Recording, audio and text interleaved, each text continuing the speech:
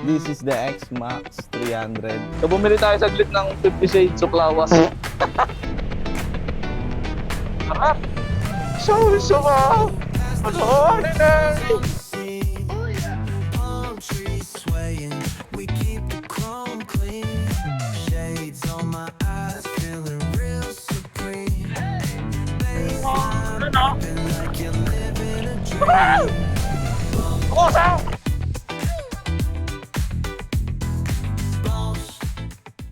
What is up, guys? Good morning. It's your boy, Kuya Juicy, and we're back at it again for another episode of our vlog.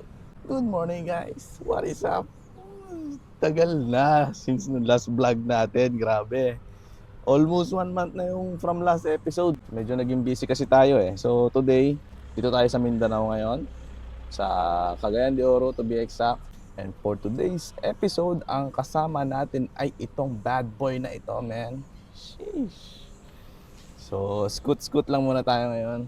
This is the X-Max 300 Yamaha. And grabe pala ang pogi nito sa personal. Hindi ko to masyadong nakikita kasi sa kalsada eh. Ang itsura niya. Napaka-bulky, napakalaki, guys. Medyo tanghali na tayo. Siguro, alis na rin tayo, no?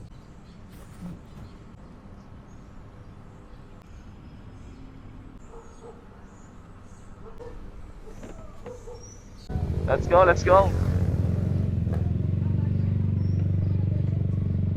Woohoo!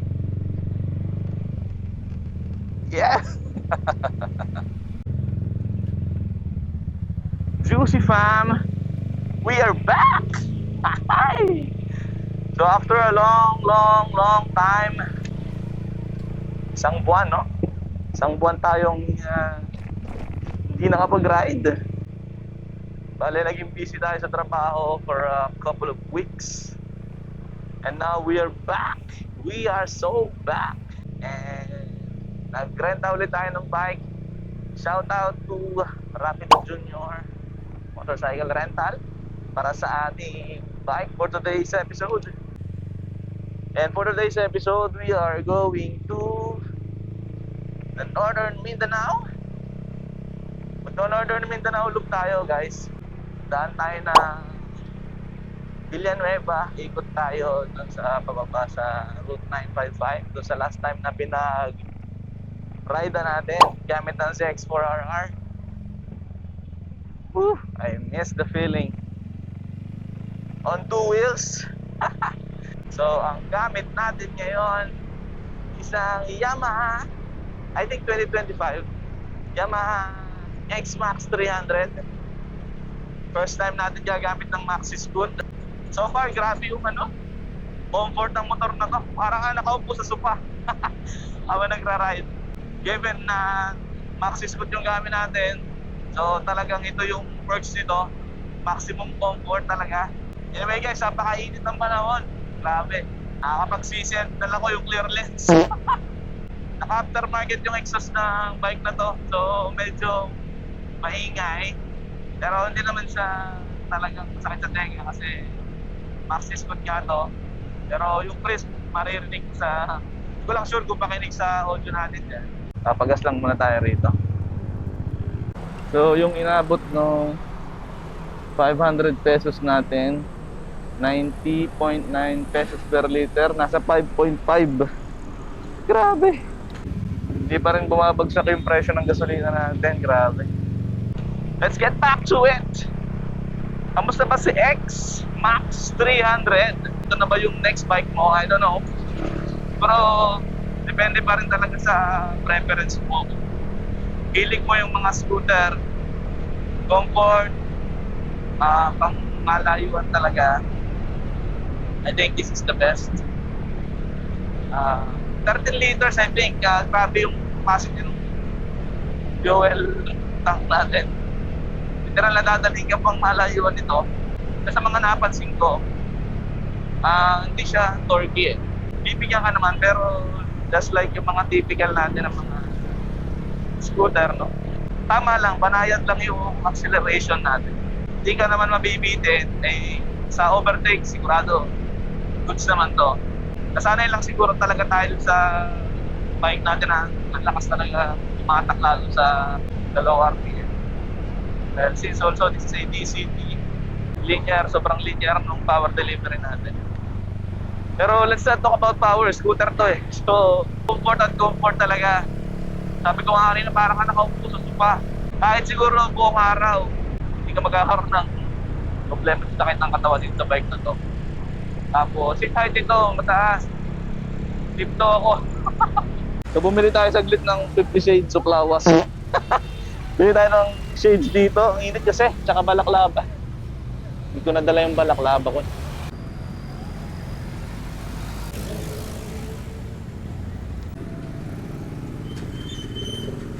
So, ayun guys. Naka 50 shades of lawas na tayo guys. So, dito tayo liliko. Yan. Ito nga ahunin natin.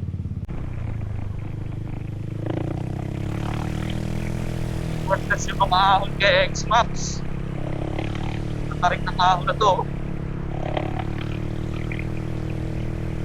Worthless. Sarap ng hangin dito, lamig. Uy! Tapos malilim. Ito, masarap na mga ride. It's a ride.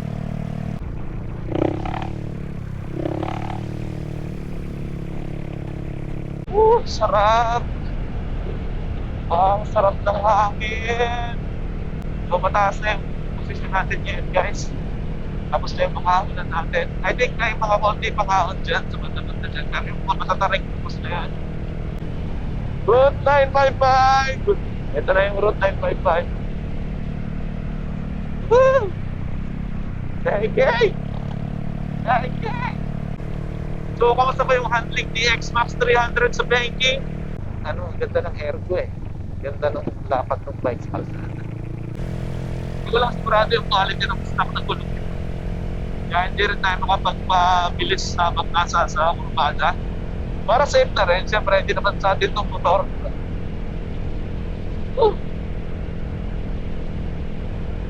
Sarap! Welcome to Claveria! Sa caos na mas naman pa so wow, ordinary. You can make it to the clouds, sanctuary. Yeah, imagine now. Let's baling ng konti. Picture. Nalagpasan natin yung para magandang spot doon. Would you look at that, man?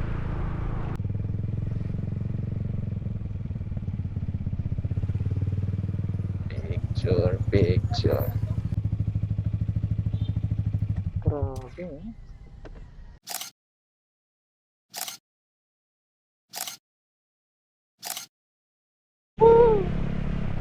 Guys, sa mga taga rito, kung may makakapanood na ng video na to, ano kaya ang bundok to nasa harapan natin na to? Ganda? Amugaway.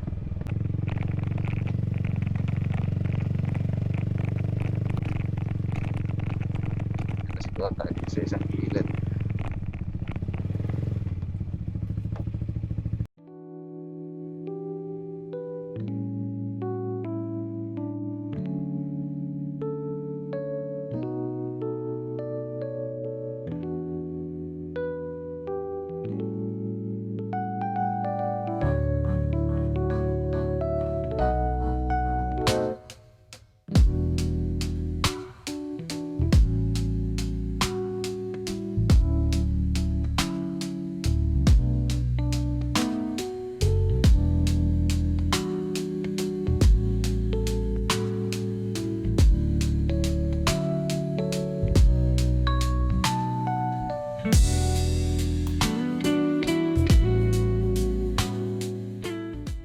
What is up guys? So tapos na tayong kumain and ride out na tayo. Pero masama nito, parang uulan pa. Boset. Ano eh, kulimlim ng langit eh. Okay na itong ganitong weather, huwag na lang uulan para hindi naman mainit. Okay din tong kainan na to guys. Kung gusto niyo pumasyal dito, pag nagawi kayo rito. Pangalan ng restaurant ay Hamugaway. Along Route 955 lang to. Let's go, let's go! Medyo malayo-layo pa yung babagtasin natin kasi loop to eh. Claveria, Villanueva, Claveria, tapos baba ng Ginoog, Medina, tapos balik na tayo ng Cagayan. Doon pala nag-shoot si Darwin. Doon sa likong ngayon nag-shoot si Darwin. Nag-shoot sa kanal yung motor niya. Good old days.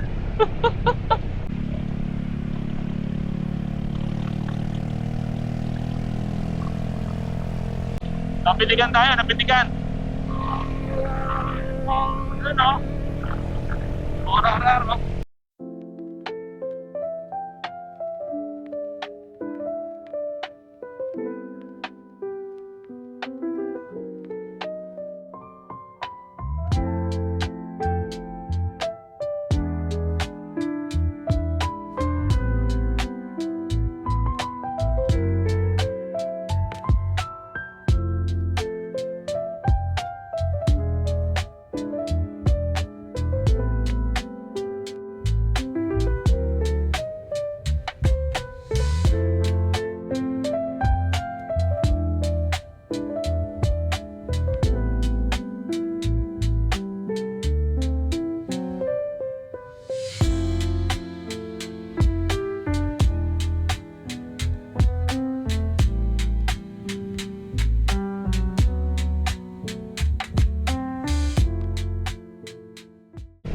So what is up guys? Oh, pabalik na tayo and nandito na tayo sa bandang coastal ng Medina. Alagpasan tayo ng Ginoog City. So pala guys, maraming salamat po kasi umabot na tayo ng 1,000 subscribers. So saktong 1 year nakuha natin yung 1,000 subscribers. Guys again, maraming salamat sa pagtangkilik sa videos natin. And I promise to make more videos, more bikes, more destinations, more reviews para sa channel natin guys. Anyway, mabalik tayo sa bike guys. Siguro mag final verdict na tayo rito sa bike na to. Siguro after what, 5 hours of riding this bike. Kasi inikot nga natin yung Northern Mindanao Loop. Siguro in terms ng power guys, since galing tayo sa medyo malaking cc, mas malakas na motor. Somehow medyo nabibitin ako sa power. Kasi syempre maxis ko to. Wala nang gearing. So like sa mga ganon, katulad noon, nag-overtake tayo. Medyo napapagalan ako sa kanya. Pero hindi naman mabagal to the point na maiinip ka. Siguro dahil lang talaga mas malakas yung bike natin dito. Napansin ko kanina, nasa Route 955 tayo, yung bawat turns natin, minsan sumasabit ko, hindi ko sure kung stand yun or what. May sumasabit din sa ilalim pag medyo malaki na yung clean angle natin. Or I believe na dito pa turns, syempre. Pero babawi naman tong motor na to pagdating sa ergo, guys. Anong ma-relax? Anong masarap sa pakiramdam dalhin tong motor na to? 5 hours, di man lang nangawin yung likod ko. Tapos yung vibration niya, hindi siya ganun karamdam eh. Though yes, dahil yung cylinder siya, medyo ma-vibrate siya lalo at high RPM. Pero ano eh, yung pang long distance, hindi ko ramdam eh. Hindi katulad ng iba na namamanid yung kamay, mga gano'n. Handling wise, napakagaan. Para ka lang dito actually. Para ka lang naka small cc talaga. Literal na para ka naka NMAX. Overall kasi lalong layo yung styling nitong motor na to. Gustong gusto ko yung styling ng motor na to eh. Napakaangas. Parang galit na galit yung headlights. Ayun. So malapit na rin tayo. So siguro tatapusin ko na rin yung video guys. Kung nagustuhan niyo yung content natin, please don't forget to leave a like at mag-subscribe sa channel natin sa baba. napakalaking tulong guys kapag nagla-like kayo ng mga videos kasi mas nare-recommend sa ni YouTube. Syempre, para mas maraming ma-reach yung videos natin. So, again, maraming salamat guys. 1,000 subscriber is another milestone. Though sa ibang tao, napakaliit lang na achievement nito. Para sa akin, sobrang laking celebration para sa channel, 1,000 subscribers. Thank you so much guys. So again, this is Kuya Juicy, and peace out.